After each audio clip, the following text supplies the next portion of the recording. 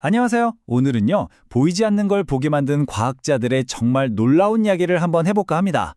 바로 2002년 노벨 물리학상에 숨겨진 비밀인데요. 지금부터 저와 함께 파헤쳐 보시죠. 자, 모든 것의 시작은 아주 간단한 질문 하나였어요. 태양은 도대체 뭘로 저렇게 뜨겁게 불타오르는 걸까? 바로 이 질문, 이게 바로 오늘 이야기의 핵심입니다. 그래서 첫 번째 이야기는요, 바로 태양의 비밀 에너지입니다.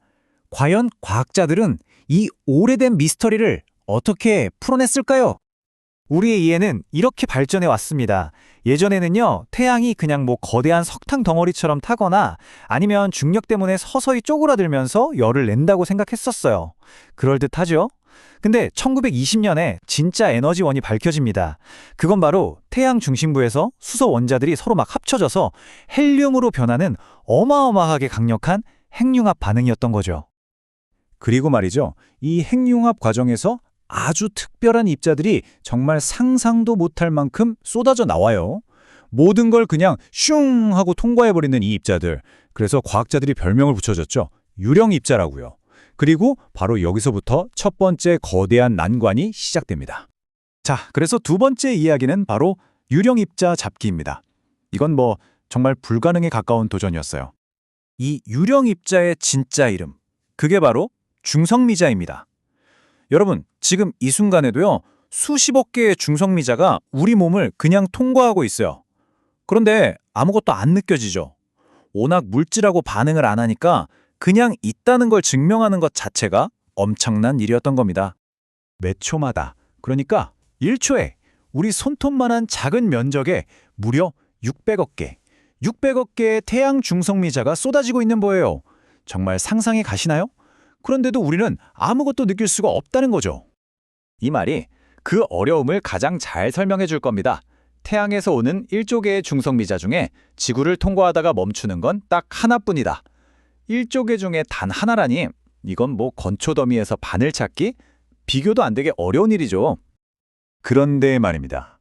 이 불가능해 보이는 도전에 두 명의 과학자가 뛰어들었습니다. 바로 레이먼드 데이비스와 고시바 마사토시.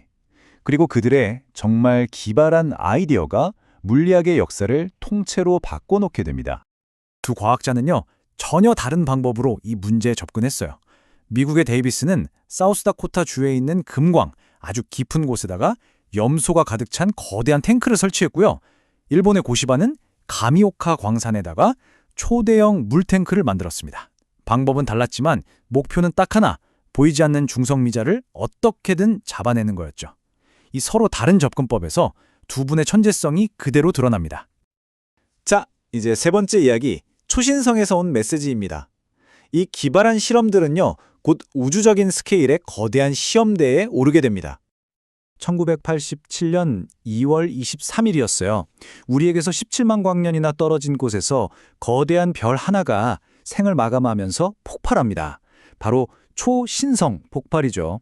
이 폭발은 정말 어마어마한 양의 중성미자를 우주 사방으로 헛뿌렸는데 그중 일부가 정확히 우리 지구를 향해 날아오고 있었던 겁니다. 1경, 와, 0이 무려 16개나 붙는 숫자입니다. 이게 바로 그 초신성에서 날아와서 고시바 교수의 물탱크를 통과한 중성미자의 숫자예요. 말 그대로 상상조차 할 수 없는 유령 입자들의 폭풍이 그의 실험실을 그냥 휩쓸고 지나간 거죠. 그런데 그 중에서 실제로 탐지된 중성미자의 수는 놀라지 마세요. 딱 12개였습니다. 이 12개의 작은 빛의 섬광, 이게 바로 태양이 핵융합으로 불타고 있다는 우리 이론이 옳았다는 걸 증명하는 그야말로 우주가 보낸 메시지였던 겁니다. 정말 엄청난 성공의 순간이었죠. 자, 이제 네 번째 이야기로 넘어가 보죠. 보이지 않는 X선 하늘입니다.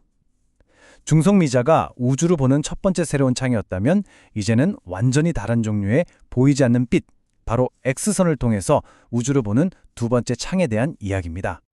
근데 이게 또 재미있어요. 중성미자를 잡으려고 땅속 깊이 들어갔잖아요. 우주에서 오는 X선을 보려면 정반대의 도전에 부딪히게 됩니다. 바로 우리 머리 위에 있는 지구의 대기, 이 거대한 장벽을 넘어야만 했거든요. 리카르도 자코니의 이야기는 위대한 발견이 종종 어떻게 우연에서 시작되는지를 정말 잘 보여줘요. 원래 목표는 달에서 반사되는 태양 X선을 찾는 거였어요. 그래서 6분짜리 로켓 실험을 했는데 웬걸요? 전혀 예상치 못하게 태양계 저 너머에서 쏟아지는 엄청난 X선 흐름을 발견한 겁니다.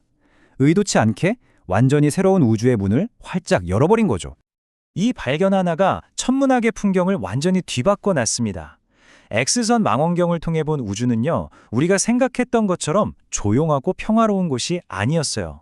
초고 밀도로 압축된 별인 중성자별, 심지어 빛조차 빠져나올 수 없는 블랙홀 주변에서 벌어지는 아주 격렬하고 역동적인 우주의 진짜 맨얼굴을 보게 된 겁니다. 자, 이제 마지막 이야기, 우주를 향한 새로운 창입니다. 땅속 가장 깊은 곳에서 유령을 쫓던 이야기와 하늘 가장 높은 곳에서 보이지 않는 빛을 찾던 이야기. 이 두 이야기가 어떻게 하나로 이어질까요?